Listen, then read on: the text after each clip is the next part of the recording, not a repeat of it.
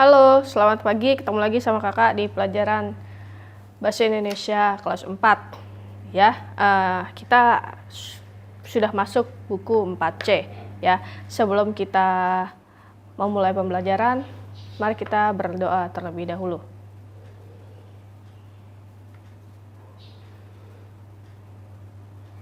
Amin. Nah, coba kita buka di halaman 9 ya. Kemarin sudah ulangan ya. Saatnya kita membahas tentang materi baru lagi. Di halaman 9 kita buka paling bawah yang judulnya Gemar Membaca. Ayo kita baca bareng-bareng. Salah satu jenis tumbuhan yang tumbuh di hampir seluruh wilayah Indonesia adalah padi. Padi adalah tumbuhan penghasil beras. Karena dapat ditemui di hampir seluruh wilayah Indonesia, maka beras menjadi makanan pokok utama yang dikonsumsi penduduk Indonesia. Tahukah kamu manfaat lain dari padi? Bacalah teks berikut. Padi merupakan tanaman penting di negara Indonesia karena makanan pokok di Indonesia adalah nasi dari beras yang dihasilkan oleh tanaman padi. Tanaman padi terdiri dari banyak jenis yang memiliki karakteristik dan usia tanam yang berbeda. Beberapa jenis padi yang ada di Indonesia adalah sebagai berikut. 1. Padi gogo, yaitu jenis padi yang dominan dibudidayakan di daerah tropis. Penanaman padi gogo tidak membutuhkan banyak air sehingga cukup jika mengandalkan air hujan. 2. Padi rawa, yaitu jenis padi yang mampu hidup di daerah rawa. Batang pada padi rawa lebih panjang untuk menyesuaikannya dengan kedalaman rawa. 3. Padi pera, yaitu jenis padi yang umum ditanam oleh sebagian besar penduduk Indonesia.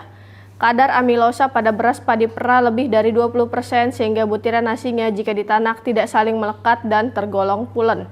4. Padi ketan, baik berwarna putih, merah, dan hitam. Padi ketan sudah dikenal sejak zaman dahulu.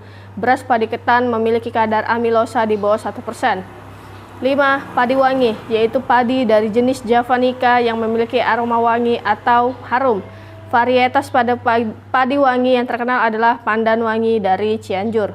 Selain sebagai makanan pokok, tanaman padi memiliki manfaat lain sebagai berikut ya.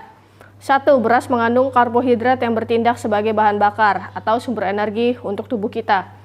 2. Beras tidak mengandung kolesterol dan sodium sehingga menjadi salah satu bagian dari menu diet.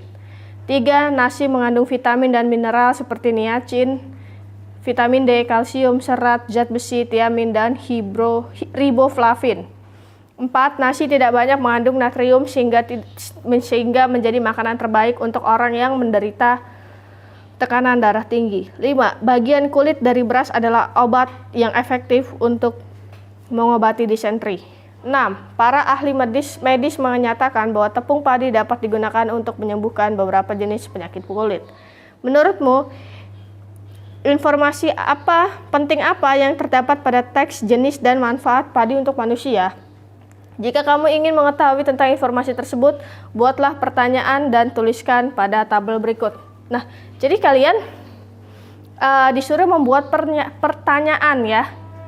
Disuruh buat pertanyaan yang jawabannya ada di sini. Contoh kakak nih, kakak dikasih pertanyaan gini. Bikin pertanyaan. Informasi pentingnya tentang kulit beras untuk obat efektif disentri ya. Bikin pertanyaannya gini. Apakah kulit dari beras bisa mengobati disentri?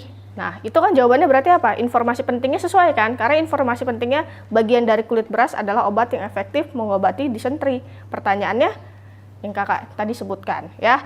Nah, di halaman 10 paling bawah kan kalian disuruh bikin 5 informasi penting, kemudian bikin 5 pertanyaan ya yang berhubungan dengan informasi ya, yang jawabannya adalah informasi penting tersebut.